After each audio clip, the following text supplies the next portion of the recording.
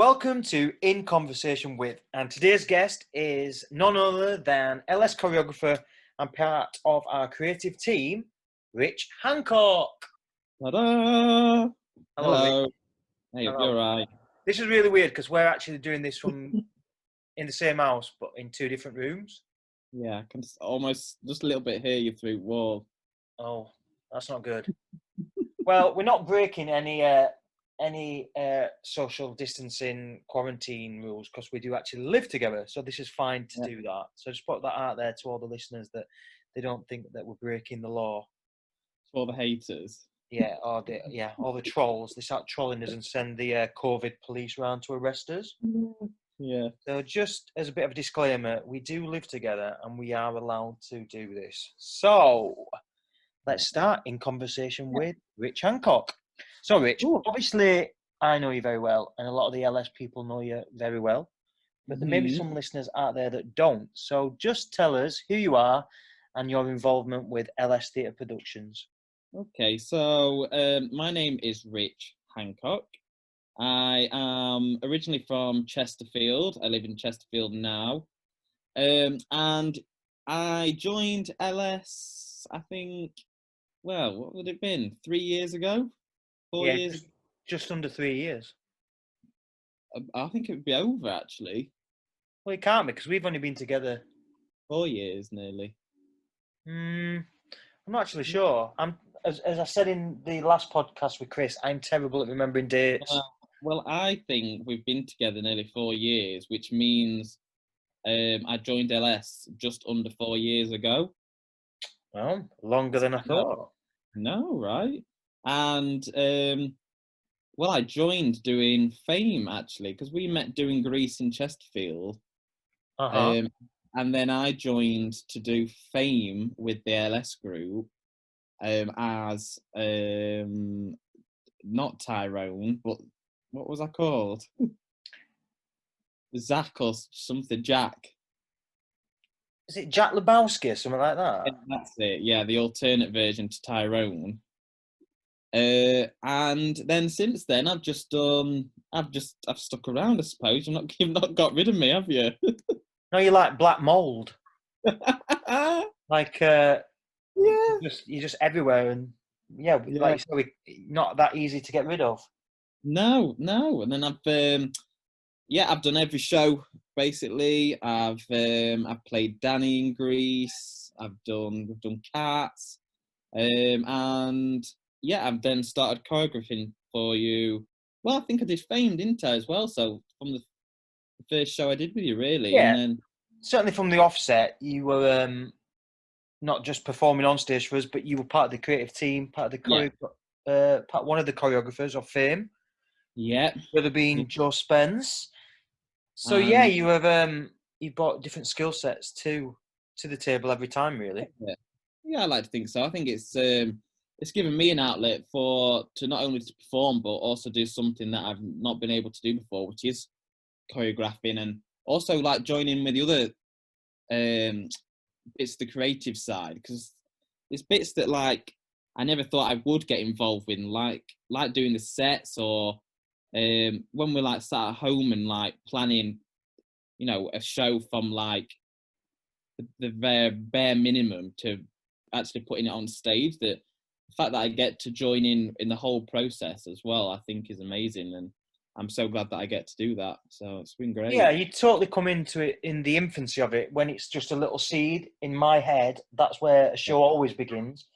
But yeah, then it's due to mixing with loads of creatives like yourself, and it becomes a real collaboration to the end result, which is a performance in front of the public on stage. So yeah, it is exciting to be in it from the early stages like that because you see it grow, you see it develop.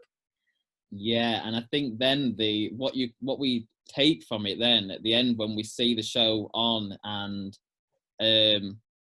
and then the audience seeing, and then we see that it's gone down so well and it's been sold out audiences, and then I love that I sit there sometimes, or whether I'm in the audience or backstage, and I think I can remember the moment you were sat on the sofa discussing that show before anything else, and then I Yeah, can see it there's at a the big end. journey to a show, and I think a lot of people don't realise the work that goes in pre-show. And Oh God, no. and that is right back to the initial idea, applying for the license, looking at casting, looking at getting the creatives on board, casting the show, then getting the show into rehearsals, and then rehearsing the show for, well, LS normally do about 7 to 8 weeks. We don't rehearse like some companies who do for like 6 to 8 months. Our, No, that's our rehearsal it. period is so short, but I don't ever think that affects the quality of the show. No, definitely not. No, I think I mean, to be honest, I before doing like obviously joining LS and obviously working professionally and stuff, and I did used to have like a kind of thought on like not that we call LS amateur, but like this kind of industry of where performers are doing it almost as a hobby. And I did used to look down on it a little bit. I will be honest. Like when I was a professional performer, and I used to think, oh God, like I'd never. I honestly used to think I'd never do that. I just thought I'd never do that. But now I'm in it, and I just think, God, people have no idea what it is at all. Like the standard, like I've done so many professional shows in the past, and the standard of the LS shows are 100% just as good. No, I agree. I think there is, as we've mentioned before, I think there's a real stigma about amateur theatre, but there's a lot of incredible amateur theatre out there. And Yeah, testament to amateur casts and amateur production teams and amateur companies, we have to do a show with such a small rehearsal period of time that's getting into the theatre, putting the show on stage and opening it to the public in a lot lesser time than professional companies have. yeah. So the fact that our cast can deliver them shows of that quality with just one tech dress rehearsal and then the following day we're live is just phenomenal. I think people Oh again don't realise the no, small amount of time that we have to do that. I do also think though it's testament to LS as well. Like I know obviously we're going to be biased about LS, but I genuinely think because there's other groups out there and stuff which are they're all amazing in their own ways, but we have a battle to start us for the fact that we've got small stage and everything's downsized compared to other productions and other places, and we have that battle to start with. But I think the fact it's testament to one you who has the vision and has the ability to make something small become just huge and amazing, but also that every element of it. So the choreographers or the like Chris who you spoke to before with lighting, or all the performers who are all just at such a high standard. It's all that coming together, and it. I think people sometimes don't realize that LS is so special for that reason that you don't find that very often at all. You really don't. No, I agree. I think it is a very unique group. I think, and we're spoilt for the amount of talent that we've got at our fingertips. Really, especially when it comes to putting shows on. You could cast some of our shows 10 times over because there's that much talent. Oh gosh, yeah, definitely, definitely, yeah. But yeah, just so people know as well, when we mention LS, it's just a shortened version that we all call LS Theatre Productions. So if you are listening and you wonder what LS means, it is LS Theatre Productions. So just so you know. So a moment ago, you did mention, Rich, about being a professional performer. So obviously, joining LS as a creative and as a performer, it's not your first rodeo, is it? You've definitely performed before. Oh yeah, yeah. Yeah. I mean, so I started dancing when I was 8 years old. So I did the whole like dance school shows and things like that, and then when I was 17, so I've been to like college, only local college, and then I did audition for some like 3 year courses in London and things like that, so like arts ed and stuff like that, which I did get in at the time. And then because I used to go to their summer schools and Easter schools, and but then I also at the same time auditioned for a couple of professional jobs, just thinking like, well, I'll just see how it goes. And so I went along to a cruise audition, and I was actually, I think I wasn't quite 18 yet, and I got the job. I couldn't believe it. And I got offered two cruise ships, and and then literally within a few weeks, really, I turned 18 and I was off basically. And I did my very first contract was 10 months on the Athena cruise ship, which was we traveled the world actually. We did the main places though were like Australia, we did a lot of Asia, we did the Med, um, and then I did cruise ships then for 2 or 3 years. So I did another ship which went to Antarctica, South America, the Caribbean. And then I kind of had enough of the kind of traveling around all the time and was like, the whole industry, I think, guides you to want to be in London and want to do all that kind of scene. So that's what I did. I moved to London, auditioned there, got myself an agent, and I ended up doing a few UK tours. I did Dancing Queen, Rock Around the Clock, and then I joined a company called Essence of Ireland and toured as an Irish dancer for about 3 years as well, up until the end of my career, really. And yeah, I managed to progress through the ranks there and ended up being the lead dancer.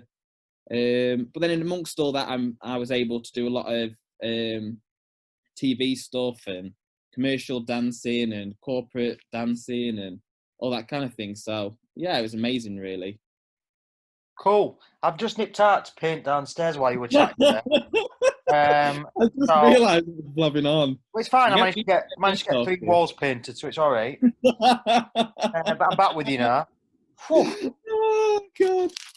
No, in all seriousness, jump back. Yeah. Let's jump back to them Yeah. cruising days, Yeah. and cruising in the best possible way. You mentioned Yeah. about leaving at a very young age, getting a professional contract. What was that like as a young dancer? How did you feel about being away from home for 10 months? Tell us a little Oh. bit about that experience. Yeah. It's I mean, now I look back and it was just a whirlwind, really. I mean, it was terrifying.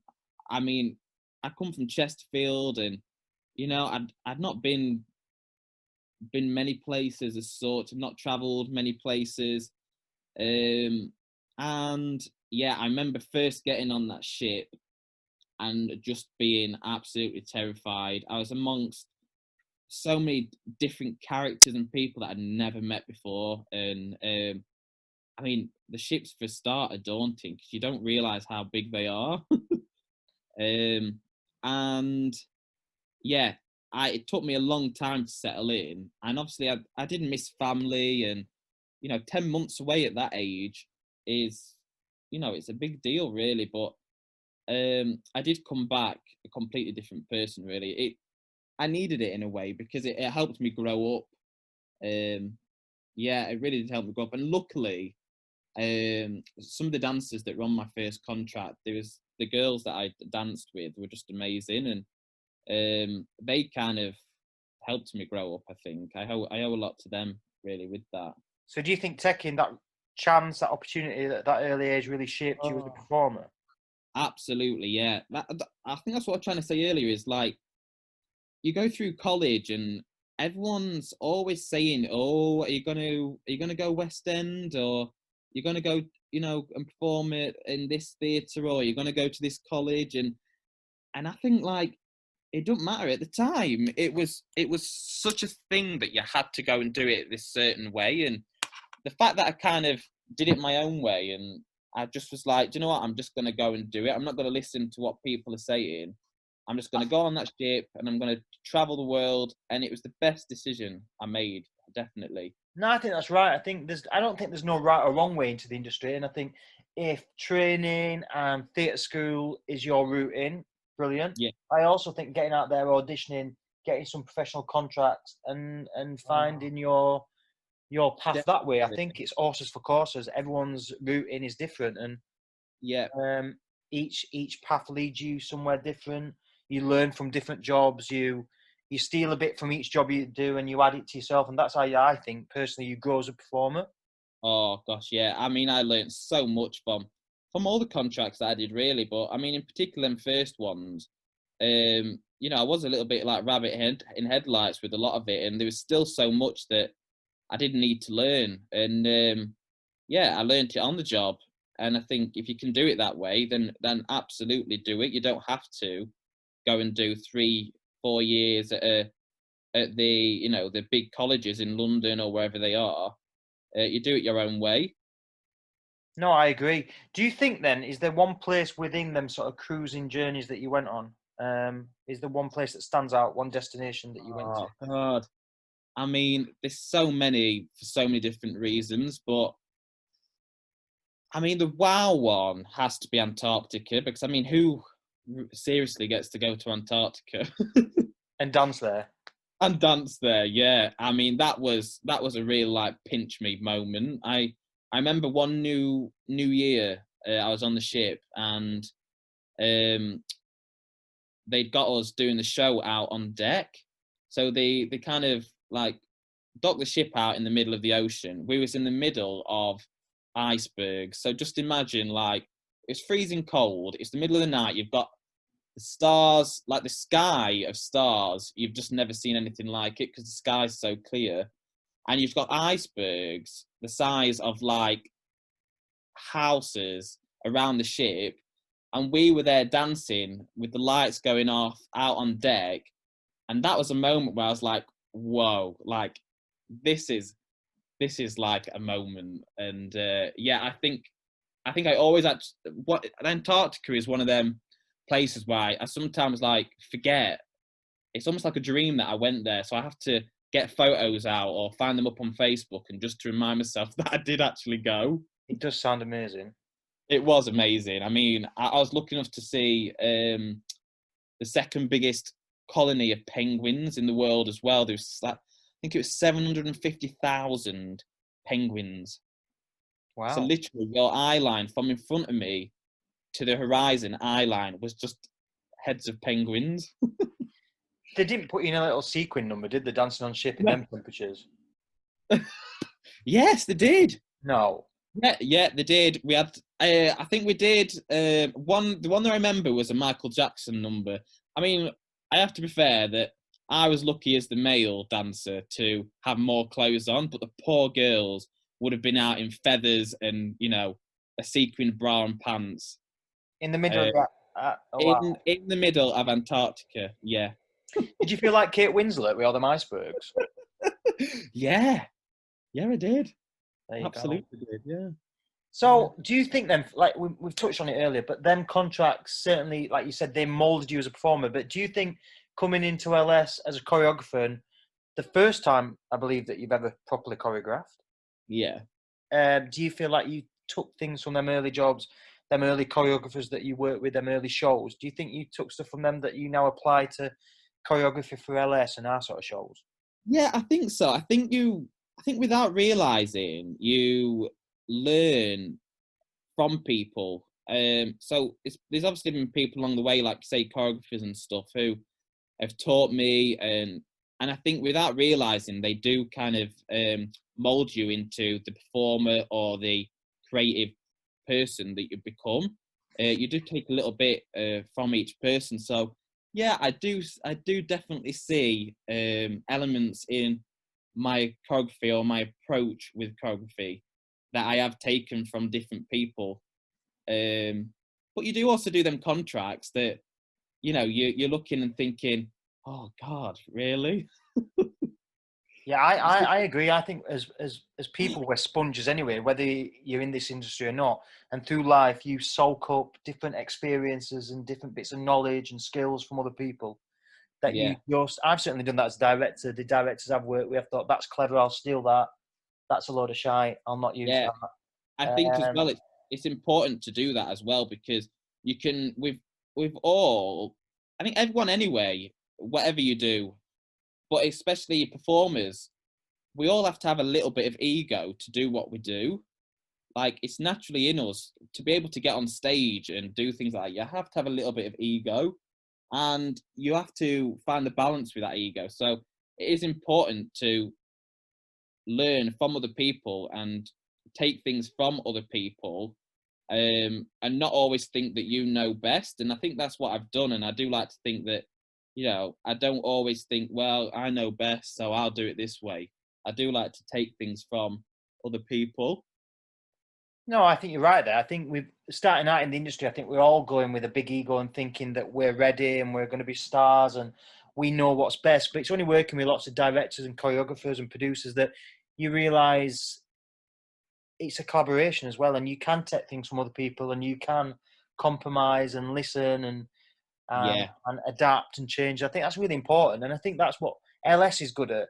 We do have a lot of egos in LS, but not in a bad way. People know that they're good and they know what they do, and I think that's all right. It's when that ego sort of crosses into being like a diva. yeah, exactly. That's what I mean. Like, you have to have it. Like, all performers, but like I say, I think people in you know, in other careers or industries, you need a little bit of ego to be successful, and it is important to have it. But yeah, it's crossing the line, isn't it? I guess, There's a and I fine do like, line there, yeah, but you're right. You do need that little bit of ego because it's such a tough industry, and you've got to build up a oh thick skin because rejection is a massive part of it. yeah, Criticism is a massive part of it, and if you can't take that on the chin and use that to adapt and grow, then it's not really an industry for you.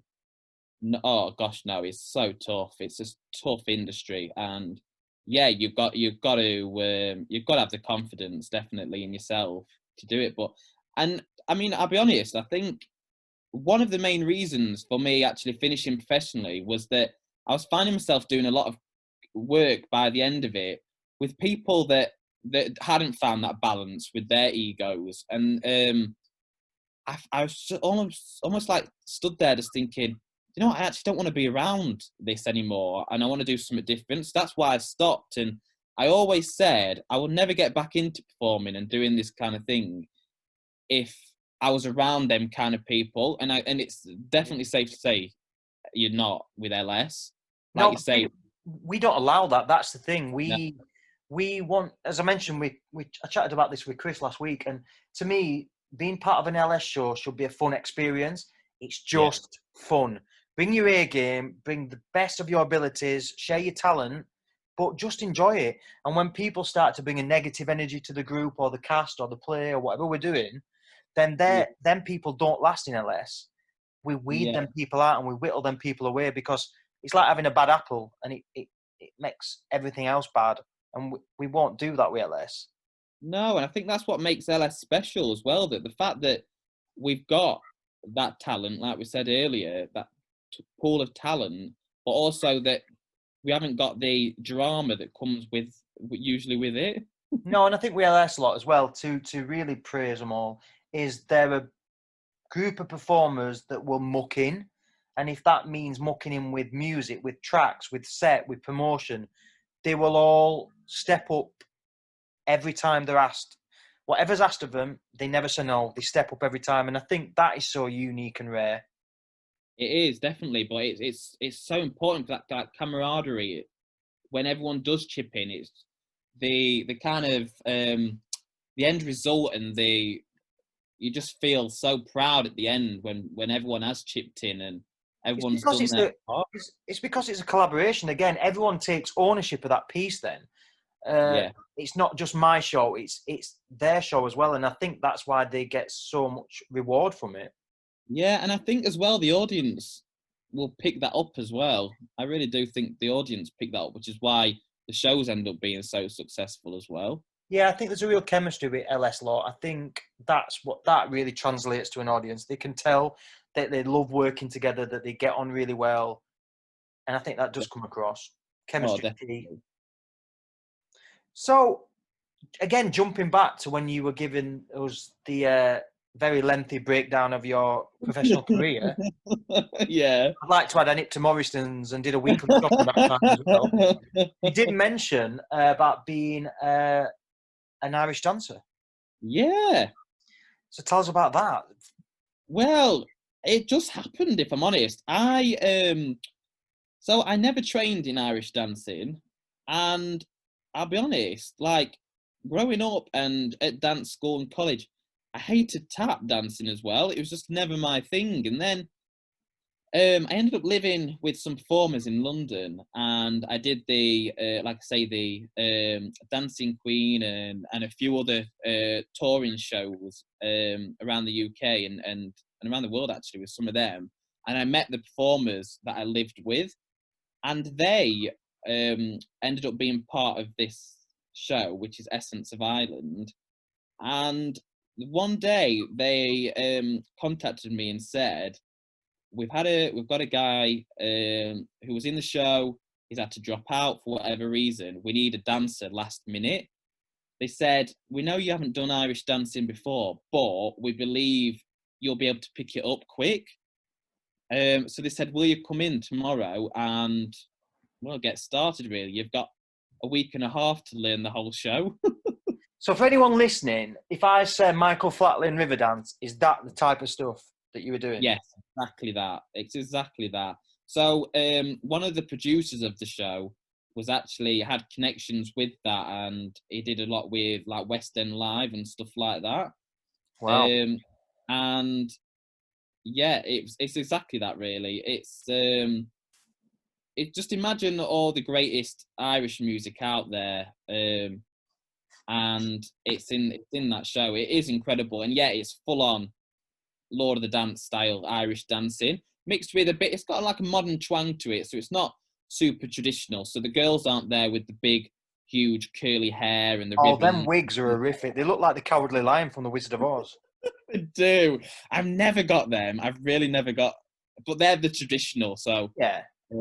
obviously, and to be fair, when they do get because you have to get the bounce with Irish dancing, and it's all about the up and down. And when they do that with them big wigs on, it does look quite impressive. But yeah, they do look like the lion from Wizard of Oz. And that's quite a physical sort of dance, isn't it? How the hell did your feet not fall off? Oh, they did. They actually did. So I ended up getting shin splints quite bad, which ended up being the reason to really finish dancing professionally at the time, because I was in so much pain with it. So at the end of each show, they used to line up buckets, like imagine like a black bin that you'd have outside, and they'd fill it with a cold water and ice. So we'd come off stage and we'd all stand in them for, 10, 15 minutes to cool our feet and legs down and to help stop getting injuries and shin splints, basically. But That sounds horrific. Yeah, I know. I know, it was horrific. It's so painful. But I can't even stick my head in the freezer to get fish fingers out without getting brain freeze. Mine 15 minutes in an ice bucket. I know. We used to have to stand next to each other and all like grip each other's hands. And someone used to put like music on or time us, and then for the last like 30 seconds, we'd all be counting down like 30, 29, 20, like trying to hold on for as long as we can in it, because the longer you stay in it, the better it is for you. But I mean, it was painful, and we honoured it, because when you're on tour, and you can be on tour for like 6, 7, 8 months or whatever, a year sometimes, and when you're doing 7, 8 shows a week, it's just inevitable that your body's gonna feel it. Well, dancers are athletes, aren't they? And like anything, I suppose, doing your sport, you're going to have injuries and that. But you did go from a company dancer to the lead, didn't you? Yeah. So I think I did 2 or 3 tours as a company, and then they brought it back to You've gone a bit crackly there, Rich. sorry about that. How's this? What are you doing? I just moved it to get a bit more comfortable. Listen, this is not for your comfort. If you're sat on a windowsill to get the best sound, sit on the windowsill. This is for the listeners. How's this? Is this just talking about divas in LS? There you go. As a prime example. Doesn't matter about the listeners enjoying it, as long as Rich is comfy. Go back to being a lead dancer. Can you hear me now? Yeah, miles better. Okay, good. Yeah. So then we got a contract out in Johannesburg at the Nelson Mandela Theatre. Amazing. And the producers got in touch, and the director got in touch and said, we'd like to offer you the lead. Incredible. Yeah, I couldn't believe it. So from someone from Chesterfield in Derbyshire who's never Irish danced, you Yeah. became Irish dancer lead in an international tour. Yeah, yeah. Wow. I mean, how? But that's kind of comes back to what we were talking about earlier, where what it was I learned from the people around me. So there were people in the company, i.e., the leads that were there at the time, who had trained, who had been doing it for years, and I studied them and I put the work in to make sure I was just as good as them. So the hard work did pay off, definitely. I think that's important, isn't it? That you're never too good to not improve. Oh no, There's never. always You room for can't do that. improvement. Always, yeah, always. There's even now, like what we do now. There's always room for improvement. So it sounds like you've hung up your Irish shoes for good, but that's not the case, is it? No, it's not. No. So, yeah, I've been well. We've been discussing it obviously for a while, and then I was trying to debate whether my legs were up to it, and then yeah, we obviously put together Ireland's Core, which was our new show, which was due on the day everything got locked down this year, wasn't it? Yeah, it was a show we put together pre-COVID, and it was a celebration of all things Irish music, Irish dancing, a fiddle player, incredible Yeah. vocalist, and COVID came and stopped all that. I mean, we will get to do the show. We'll do it next year, the year after, whatever. But because I know how amazing the show is going to be. I mean, it was ready to go, wasn't it? Yeah, it was literally the day of the opening night that we got the news that we had to say no. And Yeah. uh, But yeah. So yeah, got the shoes back out, and we got the four of the LS girl dancers to come and join us, and we had the singers, and then like say the fiddle player, and it's going to be amazing. So I really hope we get to do it again this Paddy's Day coming next year in 2021. it will. I think we can definitely say that that show will see the light of day. Yeah, yeah, absolutely will. So you trained some LS dancers who'd never done Irish dancing before. You've choreographed loads of LS productions and brought concepts and creatives to the table. But Yeah. jumping to you as a performer, is there one role in musical theatre that you want to play? What's on your bucket list still? Oh God, I don't know. I don't know. With musical theatre, because the thing is, I've come into LS initially as a dancer, so this is the thing. Like, I've had my whole professional career as a dancer. I never really sung before, and then LS gave me the opportunity to, also sing and act and do the sides of theatre that I've never been able to do before. But God, there's so many. Do you know what? It's more in less of the role that I would want to do, but the shows that I would want to do. I think, and I've kind of covered one of them at least, which is Cats. Which when we did Cats, because that has always been a dream, was to be any cat in that.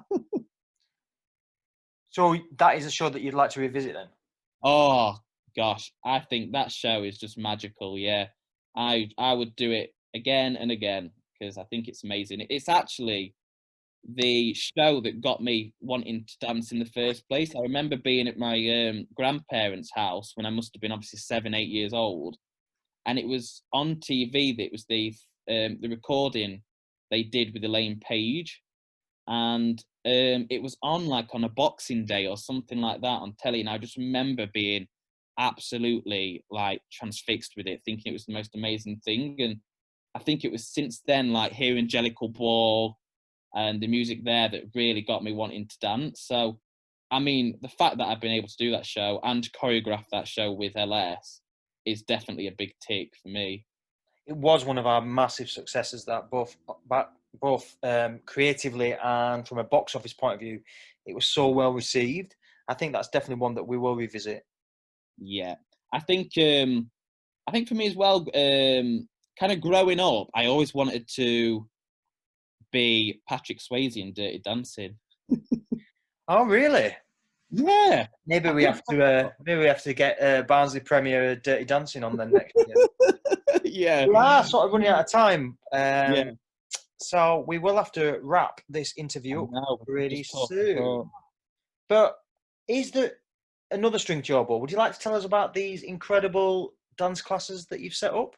Yeah. So, I mean, it's something that I've always thought of doing, but I suppose lockdown and the changes with LS and not being able to perform on stage kind of pushed us to give it a go. And yeah, we ended up starting LS Dancercise, which is a fun class basically. We ended up doing 3 classes an evening, Mondays and Thursdays, and we do 2 classes which we called initially for beginners. But I mean, the people that come, we've really pushed them and everyone's doing amazing. But there are 2 classes for all abilities and a class for advanced, which is full of, LS dancers or ex-performers or people that are currently, in the industry trying to get work professionally. But yeah, it's basically a workout. Then we learn a routine. In an hour, really. It's amazing how they do it. But It is amazing. Them classes have been so well received, and they're always sold out. For anyone wanting to get in, it's important that they book in advance. But I think yeah, what you teach people in that hour is phenomenal. The fact that they warm up, they learn a routine, and they cool down in that hour, I think is incredible. And I think them classes have come at the right time when people were worrying about venturing back into society and yeah. mixing with other people. They came at the right time for so many people, both from a physical point of view and a mental health point of view. Definitely. And I think mentally, even more so than physically, because the joy that it brings to us all, just being able to dance and just have a laugh. And there's no pressure with these classes at all. It's not like an audition or rehearsal or anything like that. We just turn up, we have fun, I mean, it's always cheesy music with me, and the dancing, we just have and the main thing is that in the 2 months that we've been doing it, the improvement I've seen in people that have turned up who are not dancers at all, who don't dance, never have danced, who are now picking up, short routines in half an hour. I mean, it's just incredible. But yeah, what it's having for people's mental states, and everyone's saying obviously that they feel great because they're losing weight as well, or they feel fitter. So yeah, they've just been amazing, and I've not realised really how much I needed it to do them as well. No, they've been great, and certainly with this lockdown 2.0, we've now moved them classes online, so they've got like a little bit of a spin off from them called Dance Hit, and that's what we've taken online. So a lot of people are now jumping online, doing these classes online with you till we can get back in a room together. But they seem to be going down well. People are buzzing about them, that they get to do it in their Yeah. own home. Oh, definitely. Yeah, I was a bit nervous about them because obviously you see a lot of people now doing the Zoom classes and things like that, and I just wasn't sure how it was going to work. But I think we've really nailed it with pre-recording the videos, and people get access to them on YouTube, so they can do it in their own time wherever they are.